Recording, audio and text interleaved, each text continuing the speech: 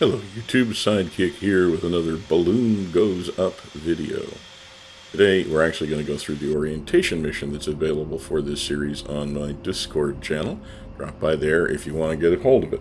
You can play this mission either as single player or multiplayer, and you can choose whichever model of the Hawg you want to fly. In this video we're going to be flying the A model. So let's get started, and I'll explain how the mission works as we get taxied out and taken off here. Now, as I said, this is an orientation mission, which is kind of like a training exercise. There's going to be target vehicles out there, and they'll be in the formation that the enemy would use, and they'll basically follow a route that the enemy might follow. And it's a live range.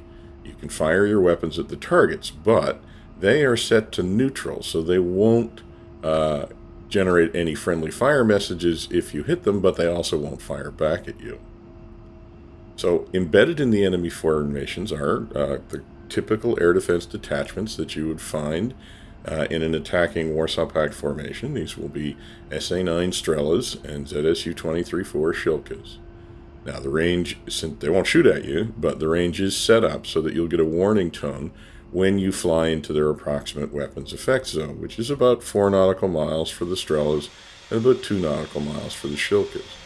So this will give you some idea of how close you can get to them before you're in real danger. If you are inside their weapon effect zone, life is going to get very interesting for you in the live missions very quickly, particularly the Shilkas. The SA-9s can be defeated with the right use of countermeasures and maneuvering. The Shilkas are pretty tough to beat if you don't get out of the way quickly. In addition to that, there are also 2 SA-6 Cubs, well, just their radars set up. They'll be detected by your radar warning receiver, but they don't have any missiles, so they're not an actual threat, but they will give you some idea of where you would also be in their weapon effect zone in a live mission. Okay, so that's the situation. Let's review what we're kind of doing here. We're basically simulating being an A-10 pilot based in the UK, say, and assigned periodically to rotate to the front line in the Federal Republic of Germany and West Germany in the early 1980s. At the base you rotate to, every pilot is assigned a primary area of operations, an AO. This is the area that you can expect to operate in if, the balloon does go up. So this is, let's just say this is our first intro mission to our new AO. The purpose of the flight is to get familiar with the AO and also familiar with our mission. So our mission is really not close air support, it's battlefield interdiction against the follow-on echelons of a Warsaw Pact assault. In other words, our job is to destroy, disrupt, and delay the echelons behind the lead assault element. Now, what will these be? These will be a headquarters group, probably a motor rifle regiment headquarters group. It will be the regimental artillery battalion and maybe any additional artillery that the regiment is bringing with it. It will also be the follow-on maneuver battalions of that regiment. It's going to be more than 100 vehicles. So it's not going to be very hard to find them. And also many of them will be quite vulnerable to our weapons, especially if they're not well covered by the air defense artillery. The problem is that we can't afford to be indiscriminate. We have only so much ordnance, and we have to use it wisely. So we can't just start firing at the first vehicles we see. We need to be deliberate. We have to have priorities. So those priorities, first of all, will be the air defense units, because once they're gone, then we'll have a lot more freedom to take on the rest of the vehicles. There are only 8 air defense vehicles in this entire motor rifle regiment of several hundred vehicles. Those are 4 SA-9 Strelas and 4 ZSU-23-4 Shilkas. Now, there are also man-pads detachments that are currently mounted in BTR-80s, and they may dismount, and then we will have trouble with them. But that's a lesson for another day. For now, we're just going to focus on the air defense vehicles, the Strelas and the Shilkas. Okay, let me point out just a little bit what's been going on here. We've taken off, as you can see. We're heading out towards the AO. The first waypoint in the mission, at least in the A model, you're going to find is actually the bullseye. So that's where you want to head. You want to head there and aim to get there somewhere between 5,000 and 6,000 feet, probably. The other thing that I will point out is you may have noticed the loadout that we're carrying. It's a little bit asymmetric. As you can see there, I'm checking the Mavericks. So we have 2 Mavericks on one pylon, and then the rest of the load is basically rockets. One of the pods of rockets is white phosphorus rockets, so we can use those to mark targets. The other ones are heat rockets. And for this first mission where we're still dealing with the air defense, there's really not a lot of point in carrying bombs. You just can't get close enough to the threat to use bombs in an A-10 until you've gotten rid of some of those nasty air defense debts, which is what we're going to do in the first encounter, and then after that maybe we'll be able to carry some other ordnance. Now, after the Strelas and the Shilkas, the most important vehicles will be command vehicles, and those are basically, in DCS you can spot those because there are any trucks that kind of look like a large van, like a moving van, or which have a lot of antennas. Now, the last priority will be any artillery pieces, either self-propelled or towed, especially if they have deployed into firing position, because if they have, it means that they're probably starting to engage our ground troops and they need to be taken out as a priority. So the hard part of this mission is not going to be finding the enemy. It's going to be finding the right enemy.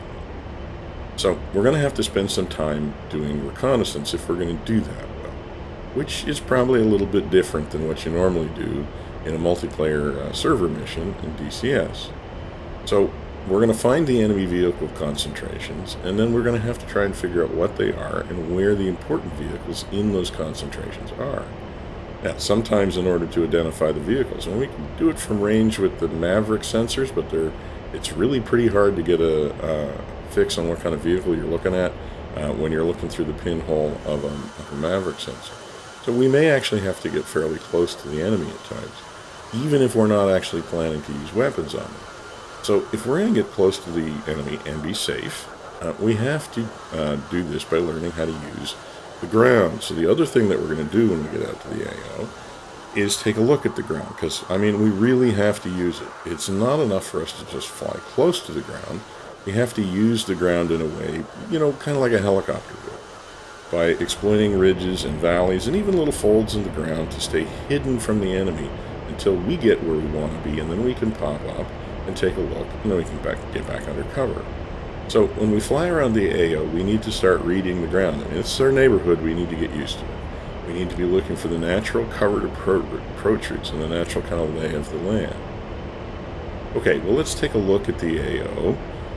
And we have a copy of what the AO looks like here in our knee board. So let's take a look at the knee board. So the first thing you want to notice in the knee board is in the top right corner, the bullseye.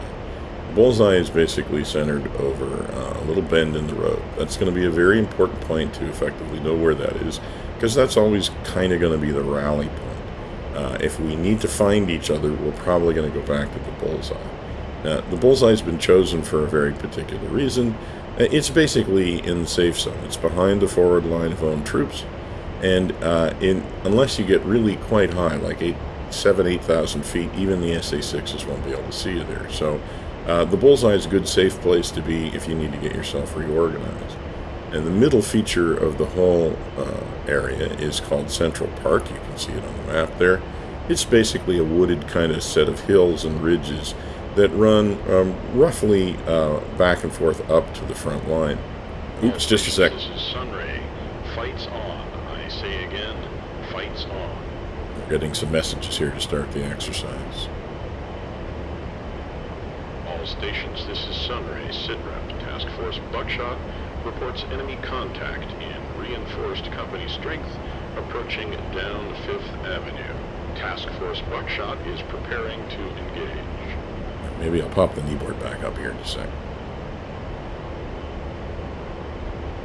All stations, this is Sunray.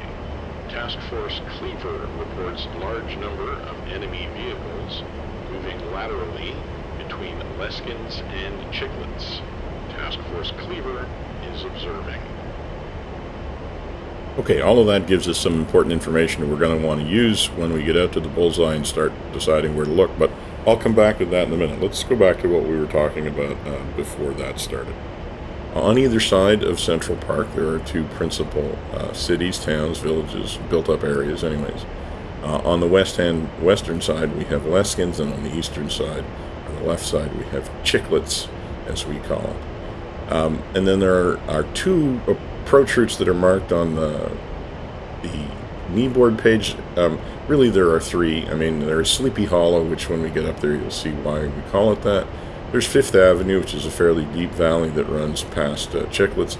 There's also a valley that runs up to the town of Leskin. So those are really the low ground that approach the front of the AO, the enemy's part of the AO. So those are routes that we're going to want to get to know pretty well.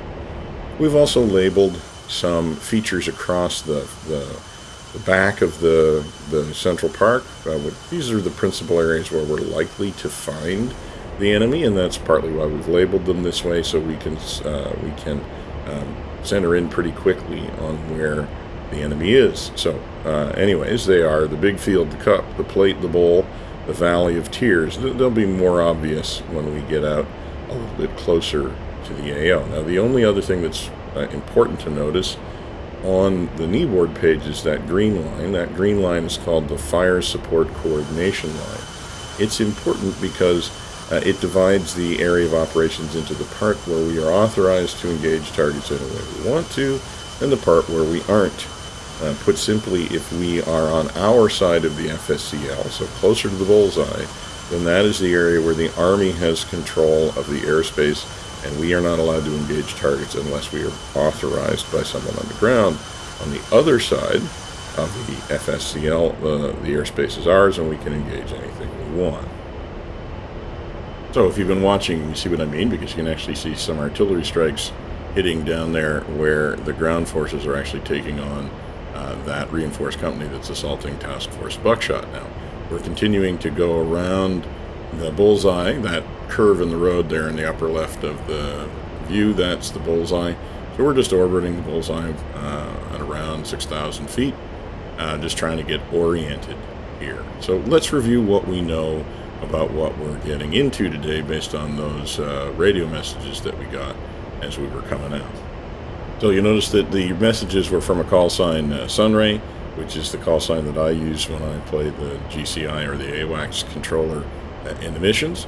The first message was just a fights on mission, meaning basically that we crossed the line into the area of operations, and so the targets are now active in the target zone.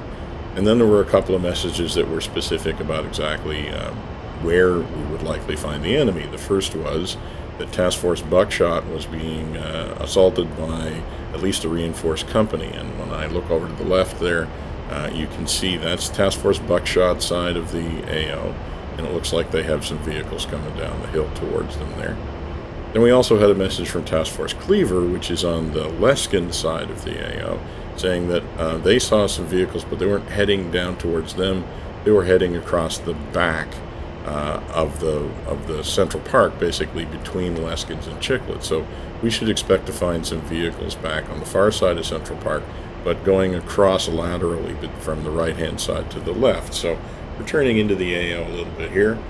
Well, let's see what we can see. Notice that we're getting a radar warning tone from the SA-6 site. And that's because we've gotten a little high. We're up almost 8,000 feet. There's actually two of them that can see us. So that's a warning that you don't want to fly any higher than this.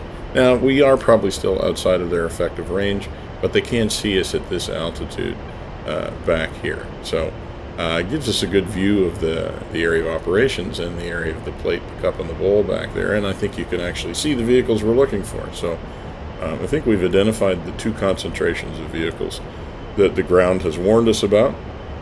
We got one set of vehicles coming down Fifth Avenue, the valley there, towards that little round group of woods that we've taken to calling the roundabout. But they are in the Army's area of interest, so they're not going to be of interest to us, but those vehicles crossing back behind Central Park are. And obviously it looked like there was a very long line of vehicles. So let's go around again here and turn our attention to what we're going to do about them. So let's talk about how we normally fly this mission and always fly as a group. We've kind of developed a set of 3 different kinds of tasks that you can be asked to perform. In reverse order, they're Overwatch, High Cover, and Sniper. What we've been doing this whole time while we're orbiting the bullseye is basically essentially an overwatch task, which means you stay far back, you can get up high, and you're really just trying to watch the entire area of operations, including well back towards where those SA-6s hang out, so that you can warn anybody if there are any SAM launches or if anything obvious happens. The next mission is, or task, is one that we're going to sort of perform now, which is called the high cover task. So this means flying over Central Park at an altitude where you can actually see things. You can see farther into the AO. Not quite so high that you're attracting the attention of the SA-6s quite so far back, but not close enough that you're going to get into the weapon effect zones of the short-range air defense, the Strelas, and the Shilkas. So that's kind of what we're doing now. We're flying a high cover kind of pattern. We're over the middle of Central Park, and our attention is pretty firmly focused on where we think the enemy is going to be. Now, normally we would fly this kind of task when the last task, the sniper task, is being flown by somebody else. They're going to pop up and either try to draw the fire or draw the fire and engage the targets, and we're going to watch and see if we can identify where the fire comes from, because remember, we got to find those air defense units. Or we're going to also warn them if we see SAM launches.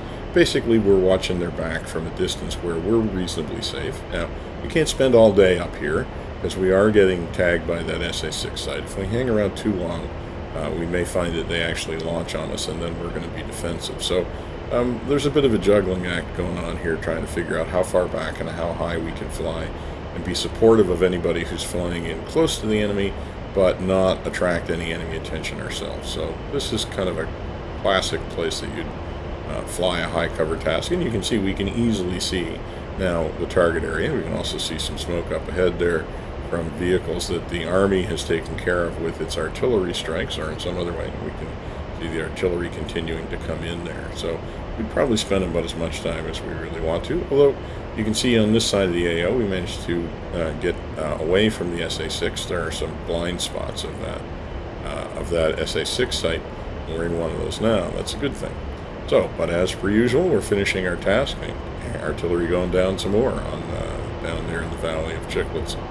So we're heading back to the bullseye, and normally what we would do is we'd fly a task like that. We'd go back to the bullseye and regroup, and then the flight leader, the mission commander, would basically assign tasks for the next run for everybody. So we might fly a high cover task, and then we might fly a sniper or an overwatch task, and everybody kind of alternates so that we can use all of the weapons effectively, and also so that everybody can get some good situational awareness. Obviously, it's easier to fly a sniper mission after you've flown an overwatch or on a high cover task, and you know what you're looking for. But the other thing we got to remember is those targets are not static. They are moving, so there's a constantly changing situation down there. So let's just do one more thing out here at the we've gone back to the bullseye. Let's go do another high cover task, but this time we're going to do the other thing that you often do in high cover, which is to use your Mavericks, assuming you haven't expended them yet.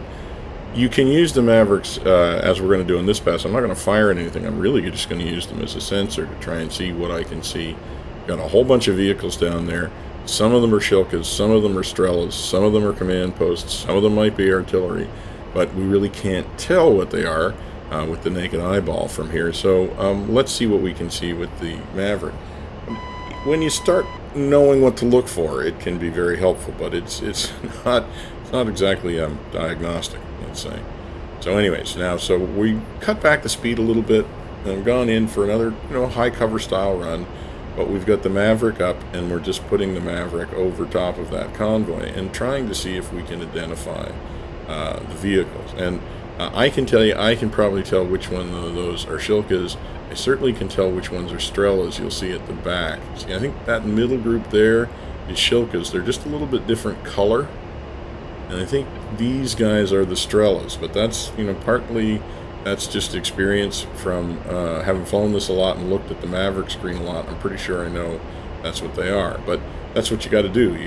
You that is the sensor you're going to get to use to try and find the priority targets. You're going to have to learn how it works.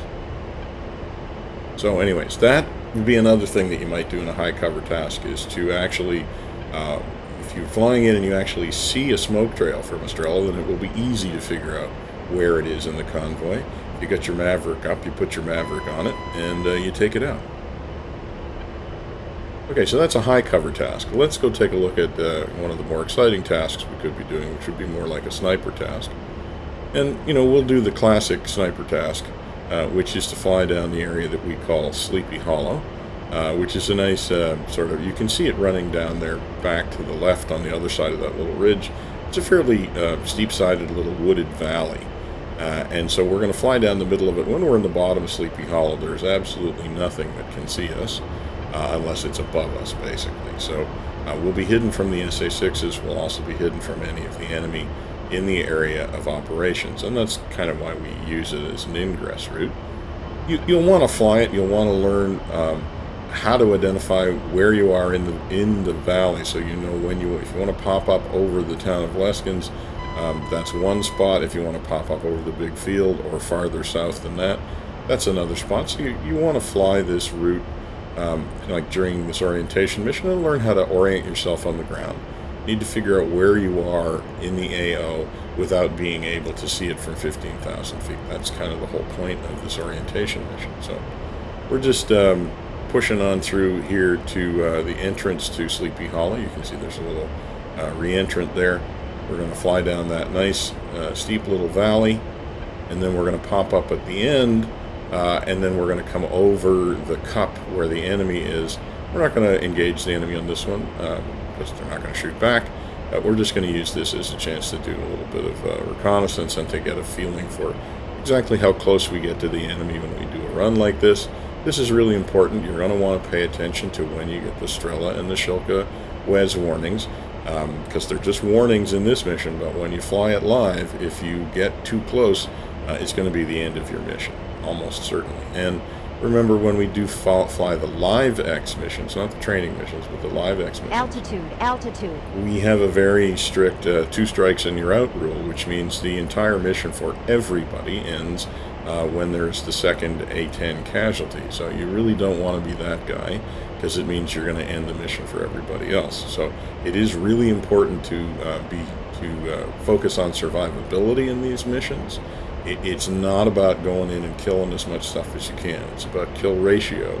You have to stay alive so you can use all of your weapons and kill as many vehicles as possible while also staying alive. And that may be a slightly different orientation than some people are used to. Again, it's not like a normal multiplayer environment. And like I said, if you want to fly with other guys, you're going to have to be careful not to be the guy who gets killed, because then the mission ends for everybody.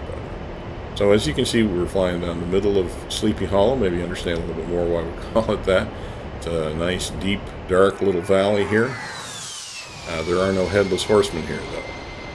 Alright, so now we're getting up towards the point, that little point I call the pimple, just above my my flight path vector there, which is kind of at the end of Sleepy Hollow. And I know from experience that if I pop up here, I'm going to be popping up basically over the big field. There it is. And then beyond the big field is the cup, and that is where the enemy's going to be, and there they are. So, again, because I've done this a few times, I know where to pop up, where to look. There's no surprises here.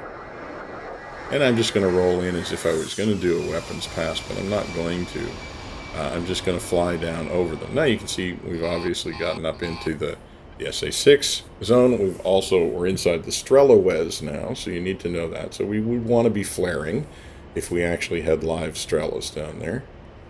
We haven't hit the Shilka Wes yet, so that's an interesting point, is you do have to get a bit closer to get to the Shilkas, but the problem when we get in, there's the Shilka Wes. Now, we don't really have anywhere to go at this point. There's nowhere for us to hide, so that would not be a good place for us to be getting into the Shilka Wes. We'll fly by and take a look at these vehicles. You'll notice there are a couple of command posts down there. I can see those. I think I actually saw some self-propelled, 122 self-propelled artillery pieces as well. So that's good to know, because remember, both command posts and artillery vehicles are in fact priority targets for us.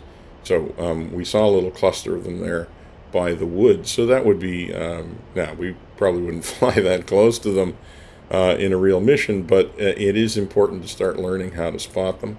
It's perfectly acceptable, by the way, as an A-10 pilot. A-10 pilots often put binoculars in the cockpit with them. So if you want to zoom in so you can get a better visual look at the targets, I think that's an entirely appropriate thing to do. This really is a question of not only engaging your enemy, but finding it and understanding where they are, and coming up with the right tactics to get at the right enemy vehicles. And that takes some patience and it takes some time. And this is where flying an A-10 really comes in handy. Because frankly, you've got the gas and you've got the time and you've got the you fly at a speed where you can do all of those things, and that's why the A-10 was designed to be this kind of aircraft. It's not a one and done kind of fast attack jet. It's really a cross between an attack helicopter and a jet. It gives you all the firepower of a jet, but it gives you the ability to build the situational awareness and use the tactical movements you would if you were a helicopter pilot. And that was kind of the thing that we've been learning, and it's kind of neat about the A-10. It wasn't something I knew until we tried to do this. Okay, now I'm going to do an attack run. So I'm not going down Sleepy Hollow this time. I'm just going down the Leskins Valley. You can see I'm already inside the Strelawes. So that would mean that I'm going to want to flare as once I get up high enough. I will be in their weapons effect zone. I'll want to be flaring. But with proper countermeasures, when you're flying straight at the Strela, it's not too dangerous. You do need to be worried about making sure you keep flaring when you turn away, because once your tail is pointed at them, they're a lot more dangerous. I'm just going to fire some rockets into that vehicle concentration, just because it's a fun thing to do. And so we break the Shilkawes right at the edge there, so now we really would want to be getting down. We need to get behind these trees, behind that ridge. That's just a little bit too close to comfort, probably, for the Shilkawes. And we would want to be flaring as we head out of town to make sure that nothing catches us from behind. We have had a number of guys who ended up casualties when they thought they were out of danger, and then an SA-9 got them from behind. So that's something to bear in mind. Okay, so those are a couple of different sniper runs. One down Sleepy Hollow, one down Leskins Valley, and this is the kind of flying that you will do in the training missions and in the live exercises. Again, there's no danger here, so you can go out and experiment.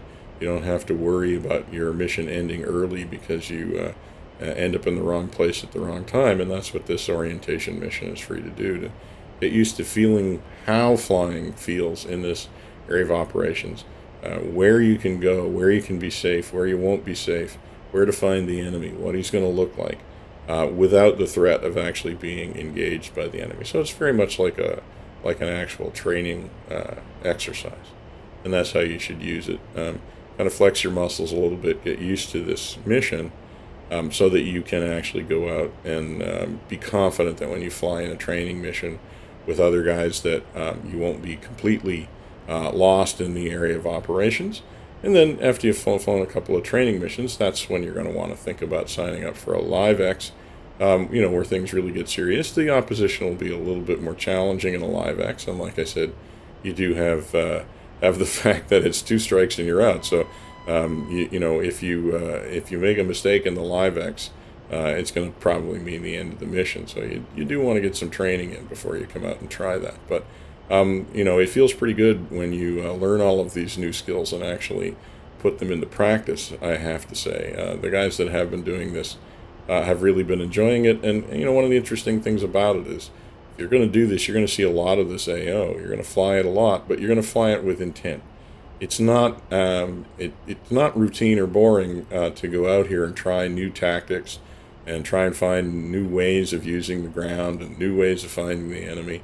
It actually is quite interesting to go out and fly the same mission or the same kind of mission, many times, because the idea is you're trying to get good at it, not just trying to fly it over and over again. So, okay, let's do one last thing here. We got these Mavericks, we might as well use them. So I'm just going to find a couple of targets down there and launch a Maverick. Now, one thing you're going to want to remember when you do this for real, once the Maverick is gone, you don't want to hang around and watch your handiwork for too long, because do remember, you got your SA-6 friends that are going to light you up if you stay up here for too long, and if you go all the way in too far, you're going to end up in the Strela and the Shilkawes. So that's one of the things that you would be doing as a wingman, is if your lead is getting padlocked on his Maverick display, trying to line up the right target, you want to let him know if he's getting either too high, too far into the AO, too close to some threat, and call him off. And we found that's something that's really important. It's very easy to get padlocked, to get targets fixated, and end up where you don't want to be. And we've lost a few guys that way. So that's one of the main jobs of the wingman. You don't want both lead and wingman both padlocked at the same time trying to fire their Mavericks. That's a bad use of resources, basically. Okay, so we did get a kill. Was a relatively low-value vehicle, but it at least showed the point that it's pretty easy to find these vehicles and deal with them with the Maverick. Problem is, you only got 2 Mavericks per aircraft, so you can't just assume you're going to take everything out with a Maverick. You just don't have enough of them, and you can't have enough of them. So you got to use them to try. You got to try and use them strategically and take out the right kinds of vehicles with them, which takes a lot of practice, honestly, figuring out what's an SA9 and what's a Shilka, and through a Maverick sensor, it's going to take some time to figure out that out. I'm still not completely proficient at it, that's for sure. Although we do have some guys who've been flying who are very good at it. Which brings up the point that on my Discord channel, if you drop by to download the mission, you will find guys there whose role is called Balloon Chaser. They are the guys who have been flying this mission a lot. They know what they're talking about. If you have any questions, they will definitely want to help you, and they do periodically also run training sessions so that they can take you out, give you a guided tour of the area of operations. I would definitely take them up on the offer to do that. It's a very low impact, low stress. The objective is to teach people how to get the most out of this, and it's frankly because these guys, we've really been enjoying doing this. We'd love to see more people enjoy it. So I'm just going to keep flying around. I haven't used the gun yet. I think I'm going to go shoot something because I'm in a Hawg, and you kind of have to. I hope you download the mission. I hope you give it a try. I hope you join us in our Balloon Goes Up campaign. And for now, this is going to be Sidekick, signing off.